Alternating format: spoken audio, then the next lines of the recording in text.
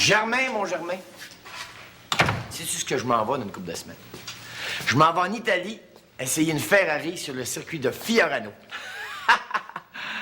Quel effet ça te fait? Oui, jamais j'ai dit une Ferrari, de pas une Lada, là. C'est des chars, ça, là, pas des tondeuses à gazon, là. Je sais, Denis, mais je vais juste m'asseoir un petit peu si ça te dérange pas. Voyons, t'es donc bien plein tout d'un coup, toi. Juste que ça vient juste de m'élancer encore. Ah! Voyons donc, c'est que t'as mal. Disons que c'est un endroit qui est une exclusivité masculine. T'as mal à la tête? Ben, pas loin, tu sais. C'est effectivement avec ça que les gars pensent, tu sais. Ah, mais tu vas pas me dire que... Ouais. Ça chauffe-tu? Ben, enroule une tortilla autour, puis t'as un nouveau mets mexicain. Bon, mais il va falloir que tu consultes, mon chum. Écoute, je vais te laisser le numéro d'un de mes chums qui est médecin. Toi, c'est un bien bon gars. Mais en passant, tu devrais peut-être avertir ta dernière partenaire sexuelle. C'est vraiment nécessaire, ça me semble m'avoir l'air fou. Non, t'auras pas de la foi. Avec tout ce qui compte, tu vas juste avoir de l'air responsable, mon chum. Ma dernière partenaire sexuelle? Ouais.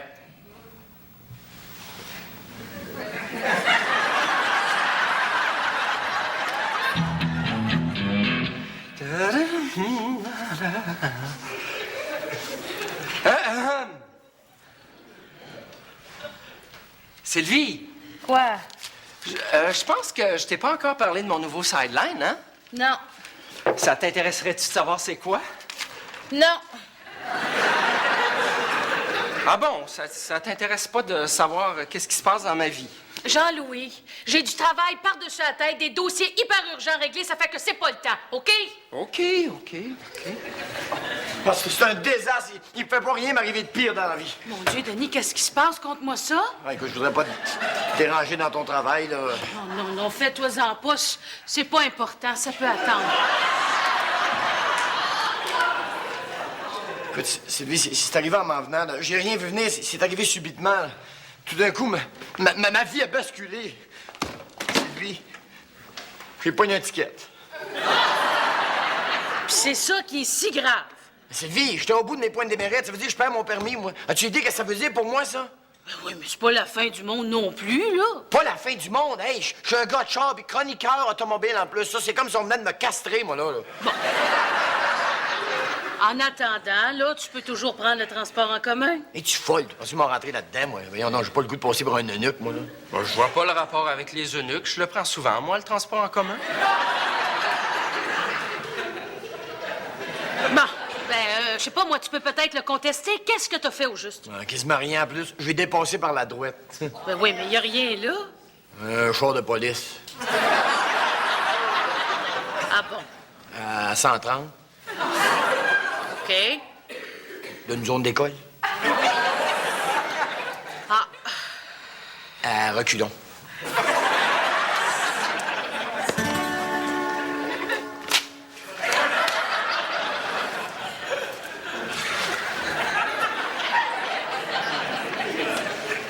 Puis?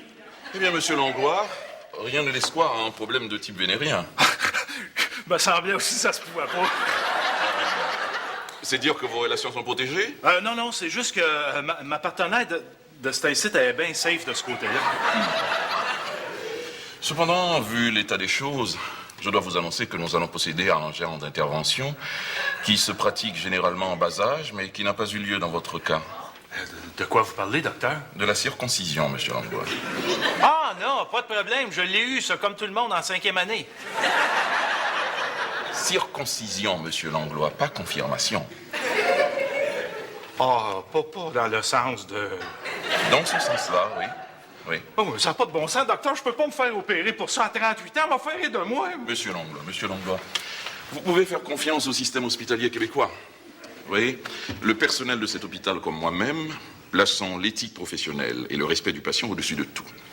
Alors, soyez assurés que vous ne serez l'objet d'aucune moquerie entre nos murs. Ah, mais ça me rassure, docteur. En revanche, j'ai hâte de rentrer à la maison pour dire à ma femme...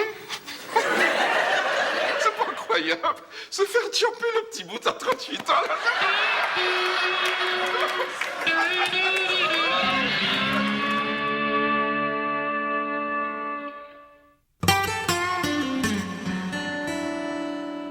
Plus de permis, Germain. Peux-tu imaginer ça? Là, ça remet en jeu mon voyage en Italie, parce que Ferrari niaise pas que ça, aux autant. Pas de permis, pas de road test. Denis, est-ce que tu me verrais d'un autre œil si je t'apprenais qu'on veut m'enlever une partie de moi? Une partie que je prenais pour acquise et qui protège une partie vitale de mon corps et qui, finalement, fait partie intégrante de mon identité. Regarde un peu de te faire voler ta casquette, quoi. Ben, un genre de couvre-chef, mettons. Germain, je nage en plein drame. C'est pas le temps de commencer à m'achaler de tes niaiseries, là. Ah, OK, oublie ça. Non, mais t'as pas de l'air à réaliser. Ils m'ont enlevé mon permis. C'est comme s'ils m'avaient enlevé une partie de ma virilité, moi. Tu peux-tu comprendre qu'est-ce que je vis? Tu peux-tu sentir qu'est-ce que je sens? Ah oui! Non, parce que ça a l'air de rien, un permis de conduire, on dit ça, c'est gros de même. Mais tu peux pas savoir comment est-ce qu'on se sent diminué quand on l'a plus, ce petit bout-là. Je comprends! Dans le domaine de la virilité pour un homme, chaque millimètre compte. As-tu idée, en plus, comment c'est humiliant quand ça t'arrive à mon âge? Hein? Essaie de te mettre à ma place, là. J'essaye. Puis, même s'ils viennent juste de me l'enlever, on dirait que j'ai déjà moins de sensibilité. Ah oui? Je remets un exemple. Un matin, j'ai vu passer une Lamborghini, rouge en plus. Ben, j'ai pas ressenti ce que j'aurais dû ressentir. J'ai pas eu autant de plaisir qu'avant. J'ai peur que ça soit jamais pareil. Et moi donc? Comment ça, et toi donc? Ben, je compatis à ton sort. C'est gentil, mon chum. Mais toi, t'es-tu allé voir le docteur? Oui, je suis allé, ouais. Puis? Ben, pas de problème de MTS, rien. Donc, y a pas de trouble. Ben, il y a juste un petit détail à régler. Un petit détail. Ouais, c'est à peu près gros comme ça.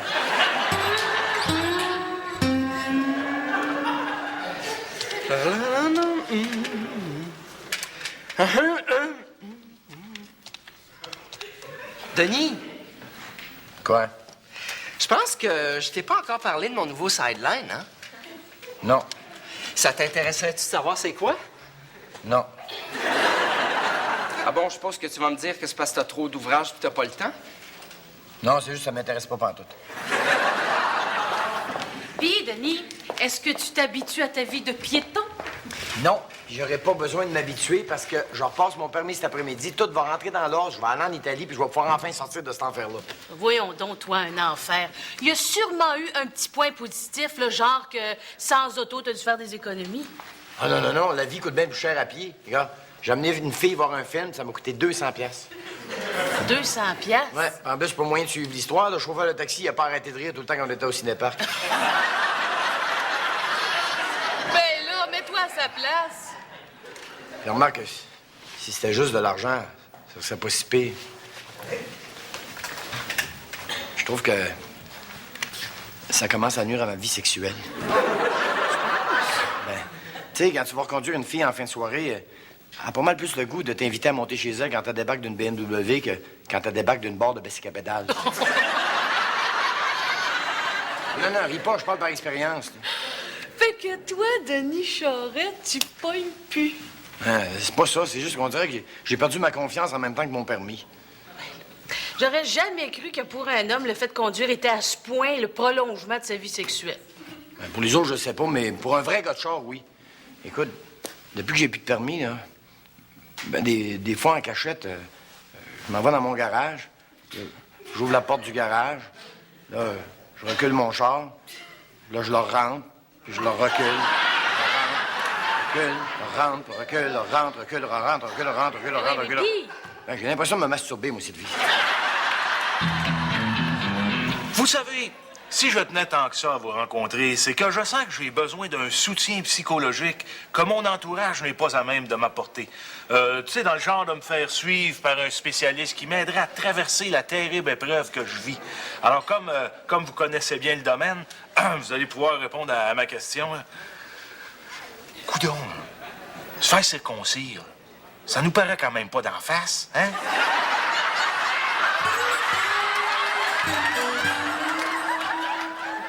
Docteur, Oui. ça va-tu être à mon tour bientôt? Oui, bientôt, on attend qu'une salle d'opération soit libre. Ouais, c'est parce que ça fait des heures que j'attends, moi. Là. Oui. Et pourquoi pensez-vous qu'on appelle les malades des patients? Ouais. On m'avait parlé d'une chirurgie d'un jour, moi, pas 3 semaines. Et depuis le virage ambulatoire, quand on dit chirurgie d'un jour, soyez certain que vous ne resterez pas ici longtemps. Au pire, on vous retourne chez vous avec un bistouri et un manuel d'instruction. Hein? C'est pour ça que je dis souvent à mes patients, est-ce que être à l'agonie, ça signifie que ça doit coûter cher à l'État? Ce sont des blagues, voyons, je disais ça pour vous distraire. Ouais, ça marche en cibole. Oui. Mais soyons sérieux. Comme je vous ai dit, vous pouvez faire confiance au système hospitalier québécois. Le personnel de cet hôpital, comme moi-même, plaçons l'éthique professionnelle et l'efficacité au-dessus de tout. Alors soyez certain, monsieur Girard, nous allons vous enlever vos pierres au rein. Pourquoi vous essayez pas ce dossier-là pour le faire? Ah oui. Ah, pardon. Hein. J'allais oublier. Le petit bout, hein. Le petit bout, voilà. Dites-moi, docteur, est-ce que ça va affecter ma vie sexuelle? Je veux dire, est-ce que je vais perdre la sensibilité? Pas tant que ça. Vous n'aurez qu'à demander à votre partenaire de vous avertir lorsque vous aurez un orgasme. Qu'est-ce que vous allez faire avec? Avec quoi? Avec mon petit bout. Mais que voulez-vous que j'en fasse? De la gomme pour les cannibales?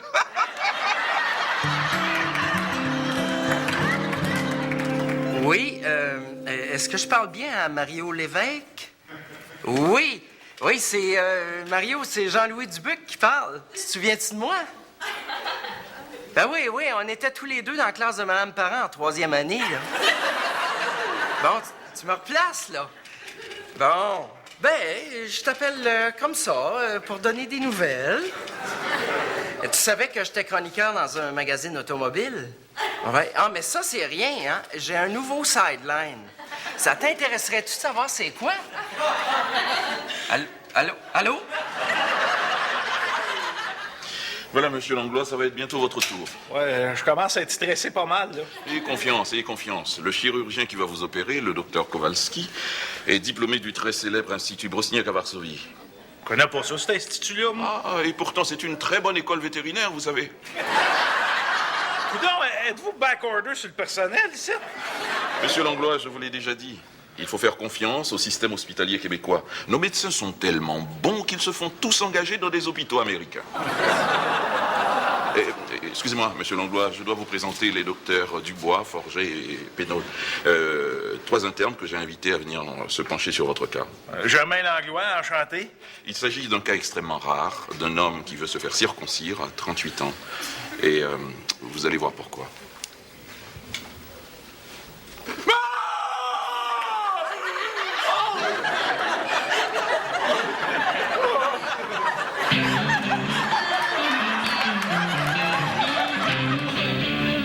Montez dans votre voiture, l'examinateur va venir vous rejoindre, vous faire passer votre examen pratique. Un examen pratique, comme je savais pas chauffer.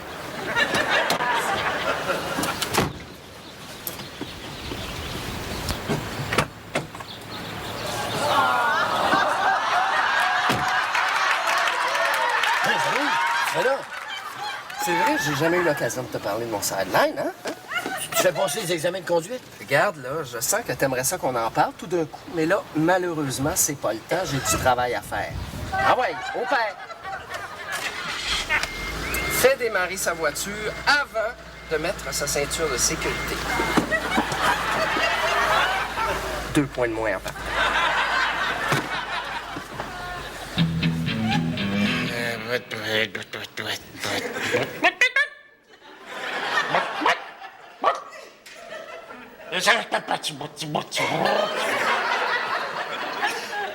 Où suis-je? À l'hôpital, monsieur Langlois. Hein? Vous venez d'être opéré. Ah, ça y est, c'est fait, là. Oui. Ah, c'est drôle, j'ai mal à la gorge. Peut-être un effet secondaire de l'anesthésie. Ça a bien été, l'opération, docteur? Oui, à part un léger petit détail. Quoi? Il y a eu un petit accident pendant l'opération. Quoi donc? C'est que nous avons reçu un appel troublant du ministère de l'Immigration. En effet, voyez-vous, le docteur Kowalski que nous avons engagé comme chirurgien nous a menti. Il n'a jamais été vétérinaire à Varsovie. Qu'est-ce qui était d'abord? Boucher à Cracovie. C'est le fun pour moi, ça. Mais rassurez-vous, nous l'avons tout de suite expédié de la salle d'opération où vous étiez, dans un taxi en plus. Mais comment ça, dans un taxi, y a pas de char? Oui, mais il était tellement sourd, on ne pouvait pas le laisser conduire, voyons. Mais l'opération? Étonnamment, l'opération que le docteur Kowalski a pratiquée sur vous est une réussite totale. Ça me rassure, docteur. Monsieur Langlois, est-ce que je peux vous poser une dernière question? Laquelle? Teniez-vous beaucoup à vos amygdales?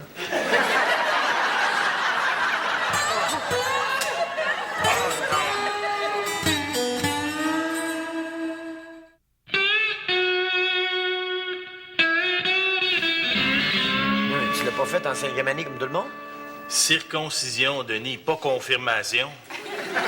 Pas dans le sens de... Oui, dans le sens de, justement. T'aurais dû m'en parler, Germain? C'est vrai, j'étais pas mal préoccupé par mon histoire de permis, là. Mais ça a-tu bien été? Ben là, il a fallu qu'il se reprenne par 2 fois, mais là, c'est fait, là. On va me faire enlever mes pansements tout à l'heure. Ça va-tu bien? Oh, j'ai plus mal pantoute. Ah! Presque, tu sais. Mais psychologiquement? Ah, ça n'a pas été facile, Denis. Mais j'ai su trouver soutien et réconfort auprès de mon nouvel ami, le rabbin Moshe Greenbaum. Il a su trouver les arguments pour me convaincre que ma vie sexuelle ne serait pas affectée. Quel argument? Les photos de ses 12 enfants. Toi, tu l'as-tu repassé, ton permis? Non, Germain, je l'ai coulé. Non. Ouais. Je pense que d'examinateur, il y avait un petit quelque chose contre moi. Qu'est-ce qui te fait dire ça? Ouais, un feeling de même. Ah, mais là, ça veut dire que tu pourras pas faire ton road test en Italie? Ça veut dire ça, oui.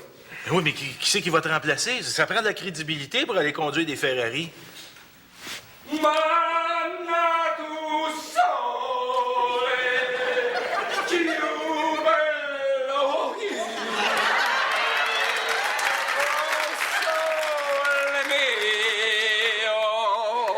Jean-Louis, c'est des chars que tu t'en vas essayer en Italie, pas des gondoles. Ben oui, je le sais, mais je fais ça pour me mettre un peu dans l'ambiance. Mais là, es-tu au moins conscient que c'est pas du tourisme que tu t'en vas faire là? Hey, c'est sérieux pour la revue Ferrari. Puis en tant que remplaçant de Denis Charret, là, t'as des grands souliers à chausser. Ah, ben, grand peut-être, mais attends qu'il essaye les miens une fois que je vais être passé par là, lui va avoir l'impression d'avoir des chaloupes dans les pieds. Qu'est-ce que tu veux dire? Je veux dire que moi, je suis pas du genre à me laisser impressionner par le supposé prestige d'une grande marque. Enfin, on va avoir droit à un article intègre et sérieux. Car enfin, quelqu'un va poser les questions incisives qu'aucun chroniqueur automobile au monde n'a jamais osé poser aux dirigeants de Ferrari. Qu'est-ce que tu veux dire? Tu commences à me faire peur, là, Jean-Louis. Ben, je veux dire, les questions que les consommateurs se posent quand ils veulent acheter une Ferrari. Des questions comme, à part le toit, où est-ce qu'on peut mettre le siège de bébé? À quand le modèle Station Wagon que tout le monde attend? Et surtout, où est-ce qu'elle est, la boule pour attacher ma tante roulotte?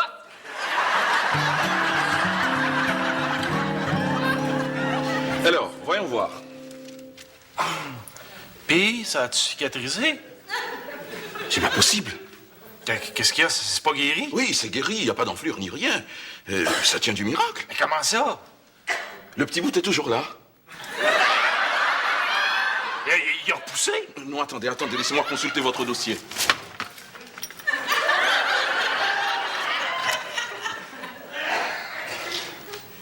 Monsieur Langlois, teniez-vous beaucoup à votre appendice?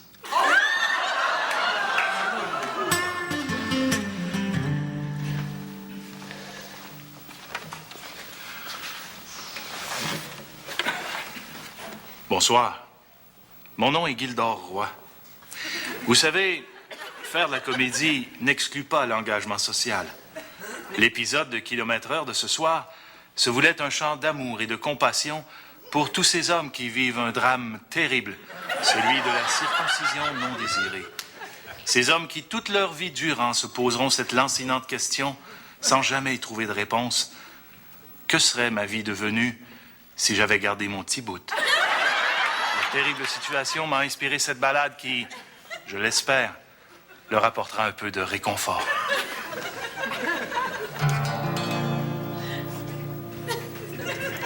Maudit soit donc le chirurgien